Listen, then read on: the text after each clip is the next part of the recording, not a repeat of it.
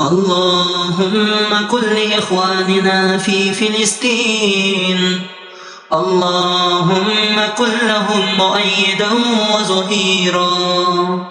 اللهم كن لإخواننا المرابطين في المسجد الأقصى، اللهم فرج همهم، اللهم انصرهم، اللهم نفس كربهم، اللهم داو جرحاهم، اللهم عاف مبتلاهم، اللهم اشف مرضاهم، اللهم ارحم موتاهم، اللهم تقبل شهداءهم، اللهم كن لهم عونا ونسويرا.